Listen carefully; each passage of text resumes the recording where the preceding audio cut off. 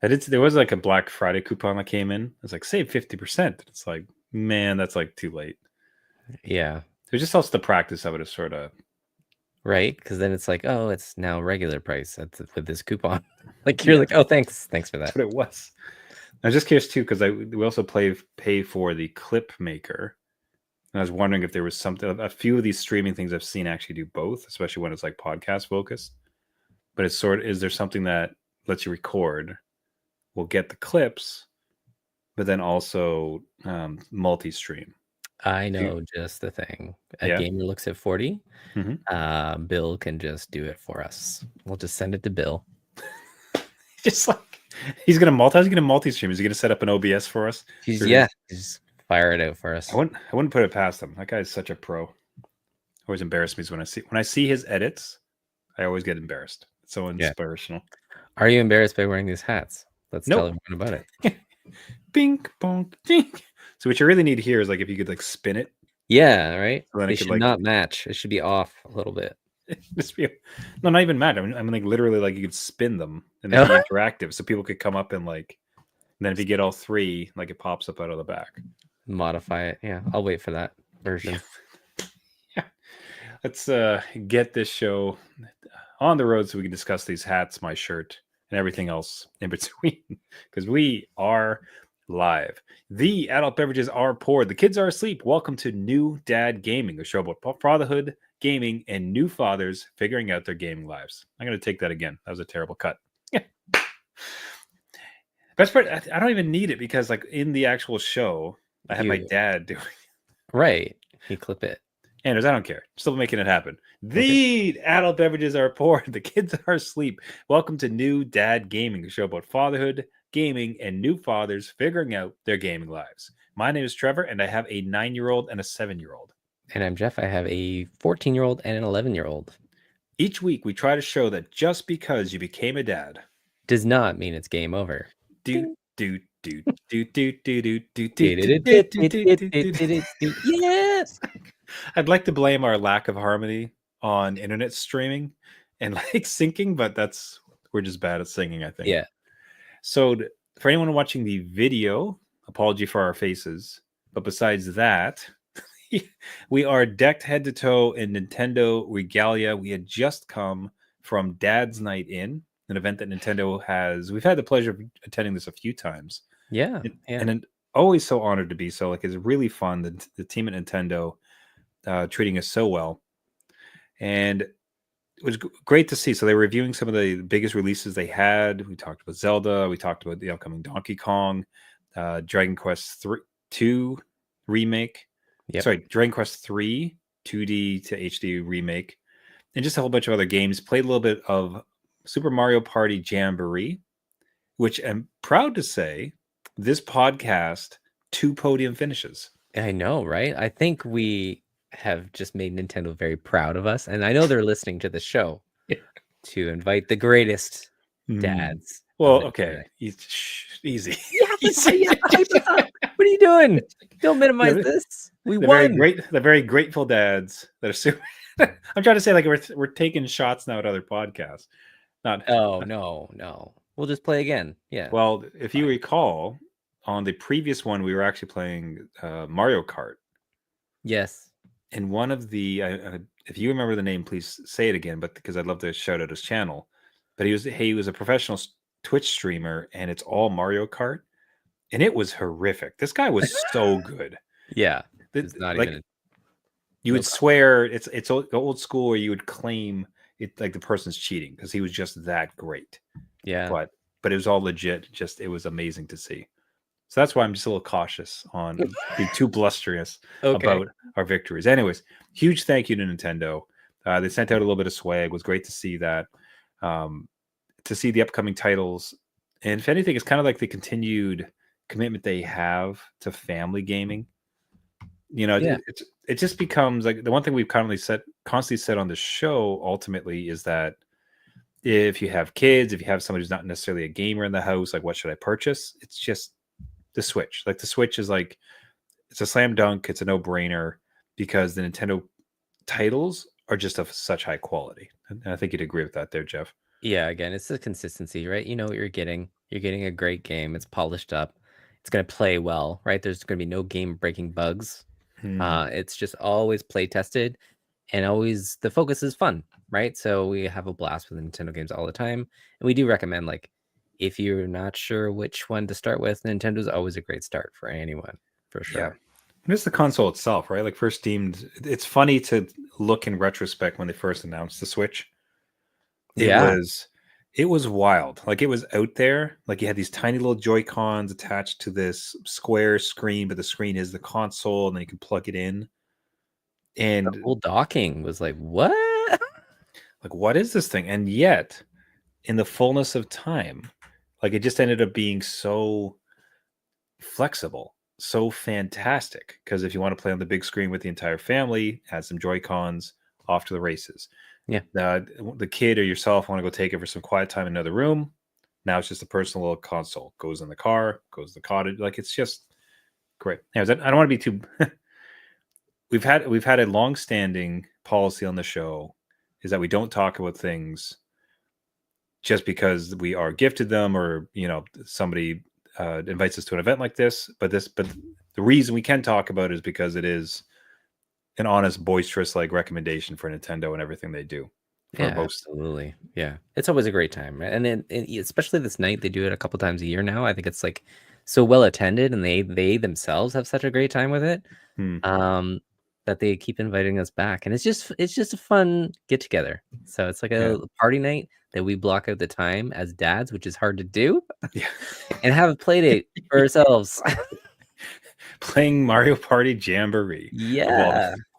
Just like adults like to do. That's right. Pour that beverage and go into the Jamboree. There it is. Hey, so thanks, Nintendo. Guys, Christmas coming up, of course. If you're going to dip your toe back into the console world and want to get it for your family, Nintendo just can't be beat. It's the way to go. That's an honest recommendation from it. But beyond that, speaking of Nintendo, they have continued to kind of foray into mobile and seem to be doing a decent job of it as far as not being too gotcha with some of the monetization policies. I can't say they entirely avoided it, but that's almost to be expected. But they did send along a copy of Animal Crossing Pocket Camp, which you were able to play, Jeff. So I myself, you're the better one to review this. I've never played an Animal Crossing game, just not my jam. So you have a good reference point. How did this one hit on mobile? Yeah, so this one came out a while ago, probably a year ago, as like a free-to-play title. So you can get into it, and then things were using in-game currency to make the world happen, to buy other things and visit other places, right? So you could purchase things along with it, but Nintendo came out with this newer version where it's like $10 Canadian, as far as I know, and you get all the stuff in there without having to do all that jazz of getting the currency and kind of saving up and going along with it. So my kids love Animal Crossing on the Switch itself. And so when this initially came out, it was the perfect game to play when you're in like the dentist's office or the waiting room, like very chill, relaxing game, not too stressful, right? It's just Animal Crossing is very like lazy, relaxed kind of game. And they transferred that perfectly into the mobile space. So with this new version, I found that like just not having to worry about a lot of the stuff that was the free to play element, and just having that kind of just there for you. And they've since releasing that game, they had, little like seasons that would come along with it, and more content was released. This includes all that. So great. Okay. Great game for that. There is some time element to it, so you can't like do everything right away. Everything is like, oh, this coach will take a minute to build, and you have to run away and do something else and come back to it. But again, kids have no sense of time, so you can give this to them and not have to worry. Now, to be honest and kind of not call them out necessarily, but to apply the same standard, can you pay to speed up that transaction? So if it's going to take a minute, you can pay real world money to speed it along. So as far as I know, in this version of it, you can't pay real money to speed it up, but you do need to earn the in-game currency to speed up. So you can't just build everything immediately. You still need to use the in-game currency that you can earn through the games and time itself. But as far as I know, you can't pay more extra dollars, that upfront fee is already done. So it's the $10 entry fee. Excellent. So you can't. So if I wanted to speed run it and I really want to get this thing built, I can't spend like $5 real money just to make it happen. No, as far as I know, no, there's no way to do that. You just need, I think they're like leaves in this or whatever the currency is to speed it up. So you should be pretty safe.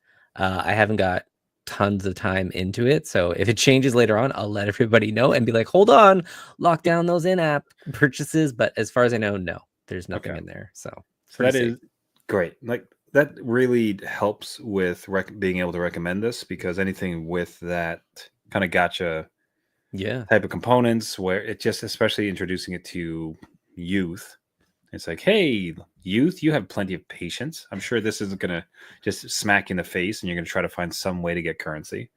So it's nice to see that they would release just a complete package and pass it along. So awesome. Thanks for that copy of the code. Looks like a good entry into this series. And especially if you have it on your phone, you're waiting with your little one, as you said, at the dentist or anywhere else like that, seems like you'd while away a few minutes, make the wait a little bit more bearable. Yes, absolutely. So let's take about the hardest pivot we possibly could. Let's do it. Me too, because what we had Black Friday and Cyber Monday just pass.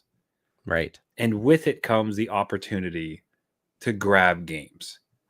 And perhaps a couple for the kids, but more likely a couple for the dads. Yeah. So, Jeff and I aren't made of stone. We're simple humans. We get like compelled for a good deal. And wouldn't you know it, both of us ended up grabbing a couple titles on Black Friday, Cyber Monday. There it is. Yeah. And why discuss some of those pickups. And for any gaming dads who listen, we'd love to hear what you picked up. And just in case the sales are still going on, you can let us know. But if you can reach out to us at New Dad Gaming on all the socials, newdadgaming.com. We'd love to hear from you. Leave a comment on the show even. Whatever you did pick up, we'd love to kind of hear your review of what other gaming dads are out there based on the sales. So why don't you go first? You decided to, thanks to a deal, dip your toe into my favorite space sim. Yes, I blame you, right? This is one of those things where like we sell each other on games. This is what this show is really for. Yes, Elite Dangerous. Trevor goes on and on and on about space trucking in space and delivering and just chilling out in the depths of the universe.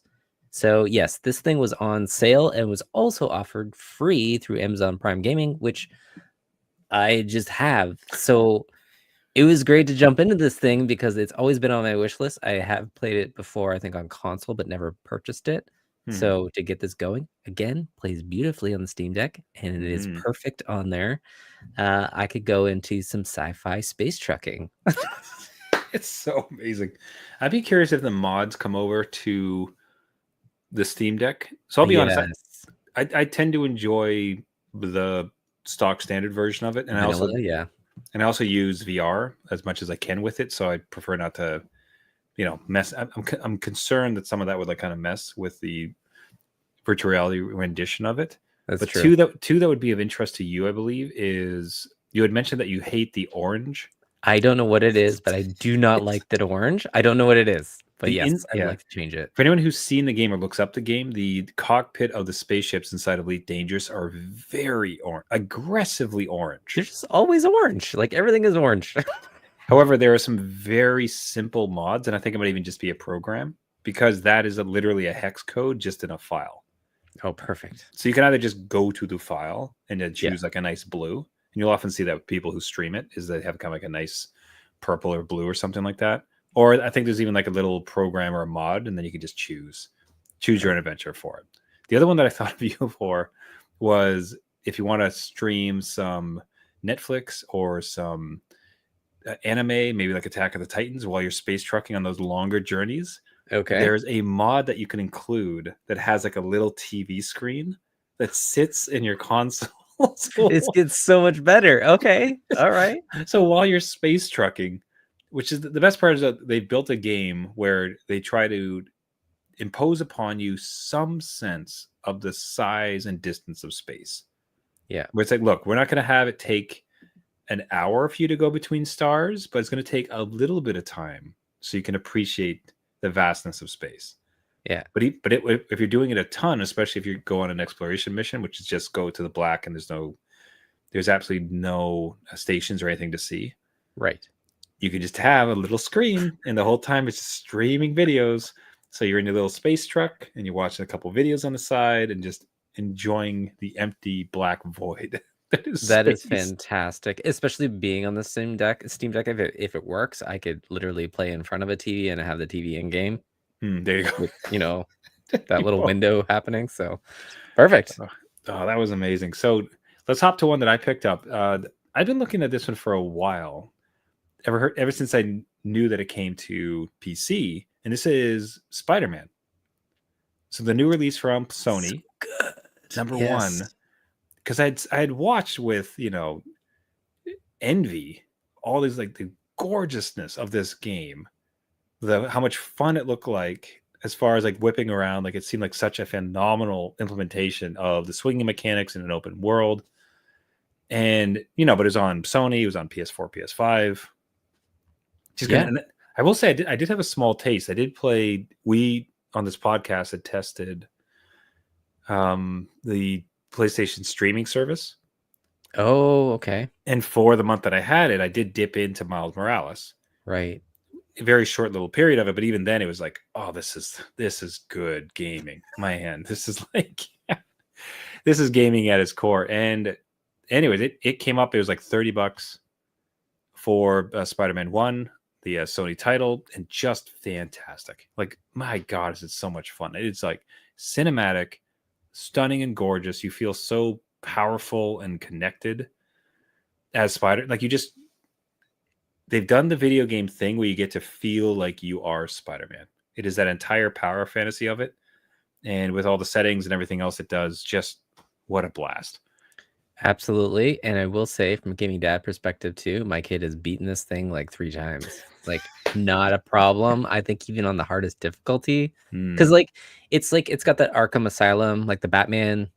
So you have the Spidey sense that goes off before somebody hits you. So it's very easy, easy to get into, but difficult to master. So it is great for kids if you allow them, just the physical violence of stuff and being Spider-Man and going around saving people. So it is pretty easy to get into.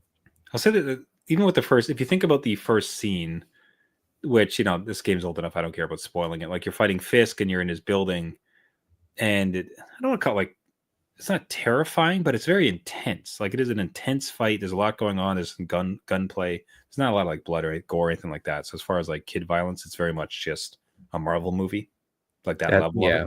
That's a good point, because my kid just skips those scenes. So as I mentioned before, they do care about the story. Man, that is so cool. I know they don't. Nothing. Yeah. No. Anyways, awesome pickup. I'd recommend it for anyone who had a PC and had to skip it because they aren't on the PlayStation wing of it. Man, what a great title!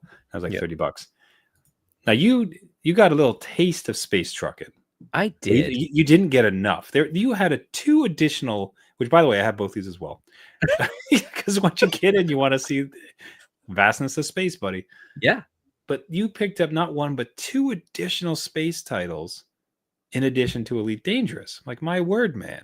I know. I don't know. I got a taste for it, and I had to just continue.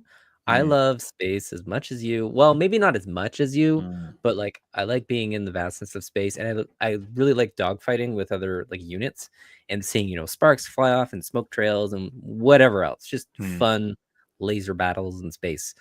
Everspace 2 was one that was highly recommended by the community. So got out there, and there's a demo for it on Steam for anyone that's just wary about picking it up, but will absolutely recommend if you are into space dogfighting, right, with your ship, and you build it like an RPG. You get like new weapons and armor and shielding, and you have to make little choices, and the whole like universe is kind of open world to you. This is the game. Everything is a side mission, which, just be wary of that. There's lots of side missions going on, but it's just so much fun to fly around and just do these little battles. Some happen scripted, some don't. And the size and scale of this thing, This is one that I think I will spend some time on, and again, we'll plug that it works perfectly on the Steam Deck. So I am just in space portably. Yeah, it is like that's fantastic. Like it's a lot more. It's not as big as Elite Dangerous, but it's almost in a good way in that it's not the entirety of all of our known universe. It is a large space universe, so you're never wanting for more in its size, but it's a bit more condensed down and controlled as far as action, RPG, build out your ship, play the way that you want to build the ship that you want to pilot and pilot it how you want to do with 1,000 things to do, a bit more like tightly controlled. So it feels like, as you said, like just feels fantastic when you're flying around. Yeah, no, I highly recommend.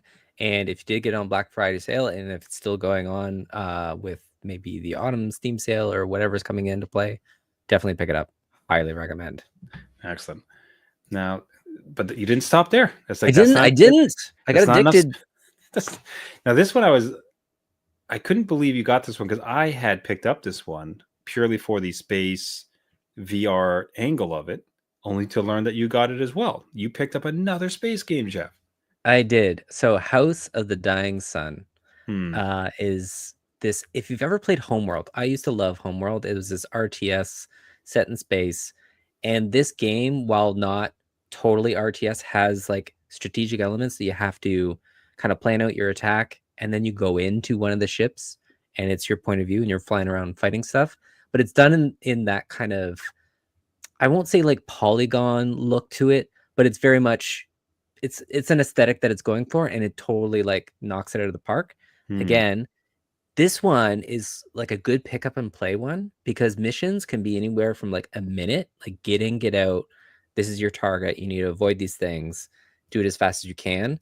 And then maybe like 5-10 minute battles. And you just go around the map, right? There you go back to a map screen and you pick your next mission and blah, blah, blah. But it's a good pick up and play one. So whereas the other one, you're kind of like in this vast open world and oh my God, I got to do all this stuff and I don't know where to stop. This one, you could just do a couple missions in and out, done. I would love to do this in VR because the community recommends playing this in VR. So you have to tell me if you boot this one up, like Jeff, get a MetaQuest, like just do it. You'll love it. Hey, Jeff, you need to say, hey, real quick, you need to spend $600 for plastic that goes on your face. Let's go. I mean, I'm there with you. I'll be in space. That's the only way I can get there. So now for this, I did have one interesting experience. I'd be curious if any of the gaming dads listening have had the same. These type of games do lend themselves in a way to spectating. What I have found is that both my sons are actually fairly interested in it, more towards like Elite Dangerous is one I have on the screen more often. But there's something about space and spaceships and then gun battles, and because what happened, like I was booting up to make sure it'd work on my system, and then my kid wanders in and wonders what it's about. It's like, hey, well, check it out. It's a space game, and we're going through the ships and everything. It's like, oh, cool, let's go fight somebody. It's like, okay, so I like built out kind of a fighter, and then just went to you can go to a beacon, and then you could just like find people who are wanted and kill them space style. Yeah, and he was all about it. Like he's my little co-pilot, like prompting me on. I was like, get another one, let's go. Like he was having a fantastic time. So that was really fun because it at the same time, I think it was, I don't know if he knew it was like during just a week and he's not allowed to play games, so he didn't bother asking, or if he saw how hard it is to control the ship. He's like, you know what, you just do you. Yeah. But it was great to have a little co-pilot. So I do wonder, have your kids peeked over your shoulder with any of these space games and expressed an interest? Yeah, so I will say that when I loaded up Elite Dangerous, Everspace 2 and docked it to the TV, my 11-year-old came in and be like, oh, this looks cool, right? Like just the way it was snap, it's so great around, like, yo, go get them, right? And so like again, like you were saying, and like your own little cheerleading crew, like, go get them, you can do better, blah blah blah, right? I will say that my 11-year-old gets motion sickness though, so it didn't last a long time, especially in like, again, space. You're whipping around, you're rolling, you're doing all these like crazy maneuvers, so they had to like take a break. So I can't even play these space games in front of my wife because again, motion sickness, it drives them, it's not a good time. Bonkers. But yeah, no, my kid just came in and loved the space game. My 14-year-old could care less, but my 11-year-old was all about it. So I did have a co-pilot at least for a little bit. So I'm there with you. It was a good time. It's a good feeling to have that. Yeah. I don't know if it's because space and all kids just seem to love astronauts, stars, spaceships, or what. But like I have found that, and I was curious to see if you had the same, Yeah. and would be curious from gaming dads out there if they've had something the same. So hey, give us a shout there, gaming dads at New Dad Gaming, newdadgaming.com. Now, in addition, you had also picked up. Oh, sorry, the next one for Mob Factory. Yeah. I'm going to speak now. That's going to be purchased, or is purchased already for the kids? So that's already purchased for my 11-year-old who asked for it, which is great. You know, they give me my list, and during Black Friday. In the guise of like Christmas. Pardon? Yeah. Oh, okay, perfect. So I just Yeah. want to set up the story the right way. So it's like now is the time where like one of the best parts about Christmas, and might have kind of fallen off of this a little bit, where it's like, because we have Game Pass, and I think we discussed this last show, they do not ask for games anymore because Roblox is all the games. Yes. Right? Like, just stolen IP or not, Roblox has all the games, which is great. Or we have Game Pass in the household, so it's like, look at all these games I can just get. So when it comes times for birthdays or Christmas, it's not, hey, can I have this game? I would like to have this game for I'd have one game for Christmas, please, sir. Never happens. So what excited me when you introduced this story was that your kid actually just, hey, can I please have this game for Christmas? Yeah. Which is like, yes, you can, kid. Yes, you can. So why don't you cue it up? I was, again, surprised because my kids don't really ask for games anymore. It's more about Roblox and anything else with DLC with the games they already have. So this was a surprise. This was great. And again, during the sale, it wasn't too much money, but it was called Mob Factory. And I looked it up and I'm like, okay, I can see how this could work. It's pretty safe because I do my little due diligence and make sure, you know, what's in it, kind of thing. And it's kind of like a puzzle game, tower defense thing. So I'm like, okay, cool. What I will say, so I purchased it through the sale, which is great. Steam is very, very good. I will give them props because no one else can do it on the consoles, at least. You can buy it and you can schedule the delivery. You can put a little message in there and everything's done. It's set to go. It tells you, okay, wait, it's ready. Yeah. Seriously? Yeah, I scheduled it for Christmas morning, 7:30 a.m. You can purchase. I've never heard about this before. So if you want to buy somebody a gift game, you purchase it and then say, this is for this person. Yep. But don't let them have it until this day. Correct. That is so cool. And time. Yeah. So it's gonna be Christmas morning at like 7 because you don't want them to wake up too early. That's crazy. Yeah. I had no idea. It's a great system. It's just something that should happen on all the consoles, everything, because it makes your life as a dad that wants to buy games for the kids very, like, just easier. Like, again, even just purchase. I was purchasing stuff for myself, had it in the cart for this, you know, a gift for a game. It's not like a separate purchase either. You just say, this is the Steam user ID. This is the delivery date and time. Here's a little message. Merry Christmas from Dad and Mom. And you're done. That's it. And it's going to be delivered. Perfect. What did you get this? Do they have some sort of especially if it was on like an iPad, or if it was on, well, iPad doesn't have Steam, but if it was on the Steam Deck, yeah, like if there's some sort of like unwrapping animation. Tell you what, so what Steam that has would to be do cool. Is it shows up, and then the left and the right Joy controller sticks, are like hands, and like you slowly get to unwrap it before you can play it. I think that's the next step. Yeah, they would probably do that. There again, Steam will listen to this show. Gabe Newell is just like, oh yeah, what's New Dad Gaming talking about?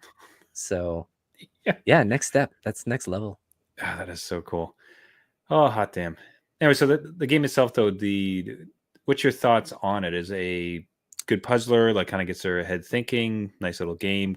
Does it scratch your itch? Are you watching and thinking yourself like you're gonna start your own campaign? It's something that I think I might play with them. So I think you can Steam family share this one, which is great. Again, we'll always recommend that their family system is great. You can share libraries across, no problem. So this is one that actually does have some strategy to it. It's not just like, I hate the clicking games. So like, I'm like, okay, nothing with the clicking. That's all you do. This one has again, some tactical stuff that they have to think about. So, and it's pretty cutesy. So it's a pass for me. Like it's good. Like they're gonna get it Christmas morning. So I was happy to see it too, that it wasn't just another Roblox game or something. So that is still on the list. I'm not saying it's totally gone, but we came. I tell you, man, we came really close this year to just giving in and buying them Robux, because this year, I think I described on the last podcast, where they're just in this weird age where they're too old for toys, but they're kind of too young for something like well, bikes are always like a winner, but I don't know, like older, like they're not like teenagers yet, but they're not young kids anymore, so they can't get toys and they can't get kind of older stuff. So they're just in this weird age, like what the heck do you get them? And since they don't ask for games, it's like that's out the window as well. So just the fact that they'd man, the fact that it is so cool to hear that your kids are asking for games. That's like awesome. Yeah, no, it was surprising too, right? Because it hasn't happened in a while. Like again, last year they didn't really ask for games, so hold out hope, Trevor. It gets better. It gets better. It gets better. Oh, so speaking of getting better, I just want to provide a small update on the small update on the situation I'd found myself in the previous week with. I was trying to. I had a scale of threatening to bribe my child based on his testing in school, because his marks had started to fall off. Like a test that came back and it was not good. We had a whole thing with the scoring, because now his scoring is like 1, 2, 3, or 4. Fine, like if you don't want to call it ABC, if you don't want to call it Fs, like whatever. Anyways, but he got 2s. In my mind, it's like there's no reason with decent effort and who you are, you can't. I know he's capable of 3s, if not 4s, right? So to his where he is and what he can output, I know he can get a 3. So the what I had stated to him is that, like, look, if you get a 4, we're going for like stuffed cookies. It's gonna be this fantastic, like, because we pass it every day when we leave school. Looks great. They want to go and test it out, right? So look, we'll go there. I'll get you those if you get a 4 on your test. If you come back with 1s and 2s, like, we're going to remove video games for a while, because you cannot have what a 1 and for him. What a 1 and 2 means is that he's not trying. Like that's kind of the real difference. Like, look, if your kid's going like struggling, you support them and get it. But for him, it's like you getting a 1 is just means you're not trying. So accordingly, that's why I was like, that was a scale. It kind of backfired a little bit, because that threat just so sank into him, because he so enjoys gaming. And we've been fairly restrictive, because we found during the week it's not advantageous for him. So the weekend is like, that's his gaming time when he wakes up in the morning. So it becomes very precious. And he hears this, and now it's like, oh God, if I don't do good on this test, I don't get games anymore. So he was so stressed out. Yeah. I felt terrible. It's like that. It's like, damn it. I did not play this well. I did not. Lesson learned on my side, as far as, and you got to learn, you learn the cadence of your kids, and you learn like their language, right? In that way. Yeah. And in one ways, I will gladly kind of push him a little bit, because he needs to learn how to react to pressure and be able to overcome it and, like, succeed and win. So it's not I do not want to remove every challenge from him, but at the same token, that the way that I lay this one out to him seemed to actually be a detriment to his studying. Although he felt pretty confident the day of, and he came back beaming because he knew everything. He's like, "Oh, I knew all the answers on the test." So I suppose, actually, now that I say that out loud, it did work. I'll say this, like, it's cool that it worked, but the way that it worked ultimately, like, I was not comfortable with how he was feeling, because it felt overly negative. Like I said, I almost wanted to that, and I'm not softening. I'll say it this way: even if I hadn't stated that would have been the outcome. Like, I will remove games from him if he does not achieve what is expected of him. Yeah, for his own betterment. However, how I bring that up could probably use some work to make sure that it's most advantageous to get him to do the things Right. Have you ever had something where you tried a tactic, and then as you see the outcomes, you're like, that's not it. That's not the way to go. Yeah, yeah. Again, absolutely. When again, you're just trying things ever to see what works, what sticks, what resonates with them. A lot of the times, so we would set up the consequence of something. Mm, So, like you're saying, we would set it up. We found that didn't work. We would ask them mm, what the consequence should be, so they have to think about it, and then they understand it and believe it, right? So mm, it gives them like a little bit of power because we don't want to just take things away for the sake of taking things away, though we will step in if they don't follow their own rules. So we've tried that. It's worked sometimes, but again, it's you just you're you're guessing. yeah, Like, there's no handbook here.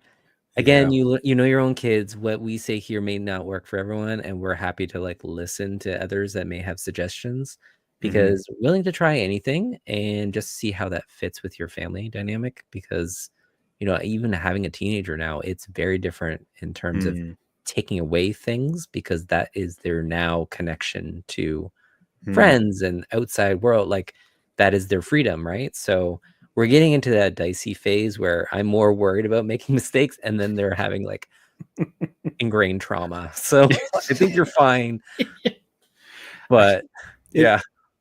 I suppose in some ways, I think because it did turn out so well, and I mean, he was beaming with confidence when he came back. There's a real pride in Yeah. how hard he had worked, and like how ultimately when the test came, he was very well prepared for it. I don't think I'll push it so hard, but what I think was slightly good about it. I'll still one way or the other. I'm going to approve my approach because it ultimately wasn't perfect. I can make it better. Mm, However, at the very least, I think there's this baseline of understanding that look, if you don't, there are consequences in this household for not attaining what you should be able to attain. right. Yeah. And not putting in the more than anything, just putting in the effort. If he worked like a dog the entire and I saw it and it didn't quite work out, that's just much different than when it's like he's coming home and he's not really doing any homework and not really taking it seriously. Like that's kind of the difference. Yeah. If anything, like I said, it kind of sets.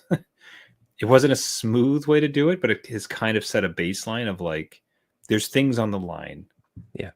if you don't do right. Yeah, for sure. Again, and thank you for airing it out because we need to Yeah. know that as well. Yeah. What mistakes we make. Yes, sir. All right. Wrap it up there, everybody. Listen, thank you so much for listening. This has been New Dad Gaming. If you have any stories yourself, did you have a particular tactic that worked well with your kids? Did you make any pickups on Black Friday sales or Cyber Monday? Do you want to give us some tips of what we should be purchasing? Do you have a favorite space game, frankly? Yes. Anything and anything above, absolutely adore hearing from fellow gaming dads. Reach out to us at New Dad Gaming or newdadgaming.com if you like the podcast. One of the greatest ways that you can support the show and help us grow out to reach as many gaming dads as possible is to subscribe on any of the podcasting networks: Google, Spotify, Caster, iTunes, anywhere where you can find your podcast. Just search for New Dad Gaming. Subscribe, and if you can leave a comment and a rating, that really helps to get the show out to other gaming dads, grow the community, and help each other out and avoid cookie bribing to get better marks. That's right. Yeah. And if you want to go nuts on Black Friday and buy 3 space games, hey man, We're no there judgment. for you. We're out in space with you. Yes, sir. We're your ride or die crew. They're Yeah. gaming dads. All right. Until next week, everybody. My name is Trevor, and I have a 9-year-old and a 7-year-old. And I'm Jeff. I have a 14-year-old and 11-year-old. Remember, just because you became a dad Does not mean it's game over. all right, see you next week. See ya.